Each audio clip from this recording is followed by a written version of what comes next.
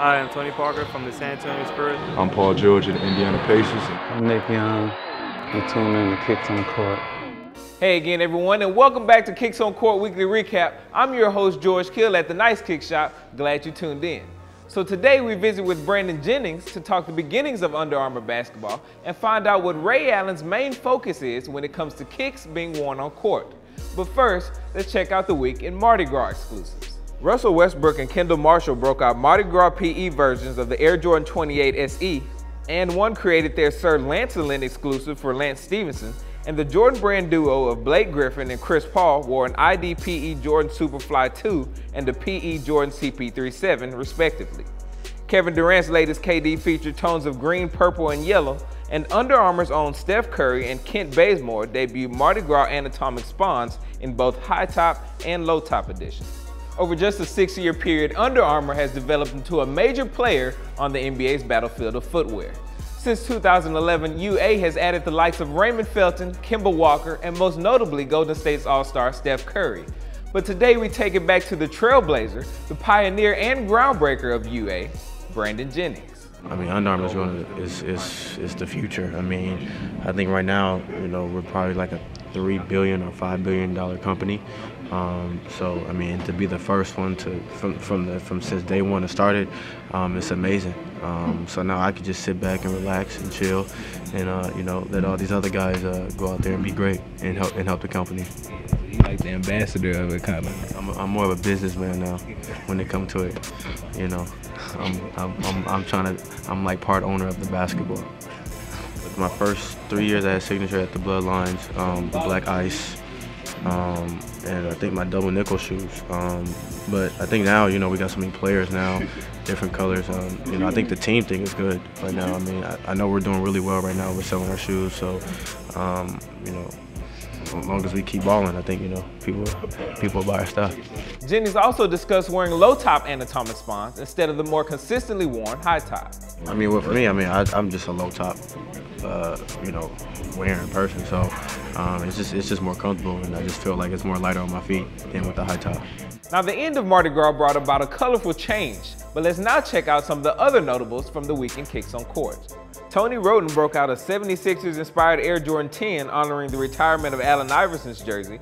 Monte Ellis debuted the powder blue Air Jordan 10, and Isaiah Thomas had a string of impressive games in his soon-to-be-released Reebok Kamikaze 1 PE. Andre Blatch laced up the infrared Air Jordan 6. Russell Westbrook, Ray Allen, and Kawhi Leonard broke out award season Air Jordan 28 SE PEs in celebration of the Oscars.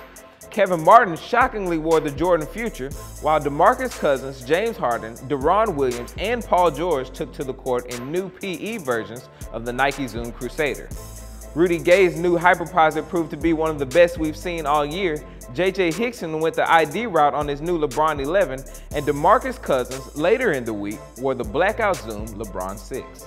With the amount of stunning player exclusives Ray Allen receives, one would think that the longtime Jordan Brand member is a man of intricate detail, and he just might be.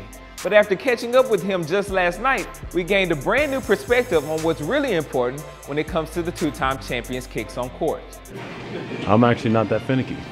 Over my career, I've changed because your feet, obviously when you're younger, you can wear anything. You get older, there's only certain things that fit on your feet, that work. You don't want anything to be too constricting. You want something that's, sometimes if you wear a shoe that's too soft, then, you can only wear it for 2 games because it gives you plantar fasciitis, and if something's too hard, it digs in your feet. So it depends on the brand, the type of shoe.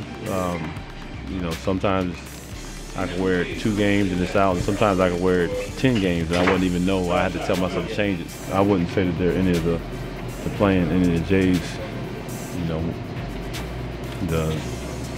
any retros. It's always been shoes that they made for me.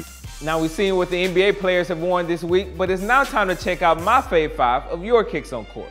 Humble Souls hit the court in a Jordan Mellow 5.5. DZ_Swish 3 wore the N7 Nike KD 6, while Velvet Hoop 11 laced up a custom Nike Zoom KD 4. PD Dom 23 sported the Reebok Question, and coming in at number 1 is Mucho N Triple G in the Dark Knight Nike Zoom Kobe 5. Well, that brings today's show to an end. Thank you guys for always tuning in, and continue to stick with us as the season unfolds for more Kicks on Court coverage. I'm your host, George Kill, and before we close, check out our Heat's highlight of the week. Ty Lawson and his Soldier 7 IDs completely sit Corey Brewer down, no seat. But check how fast he got up. Made for the T-Wolves tonight. Nonetheless, a spirited Nuggets comeback. Brewer falls down. Boy, Freed could not get the handle on him. Freed had a dunk and just bobble. And luckily, Brewer grabbed him. He shakes Brewer. Watch this. Broken ankle. Go down.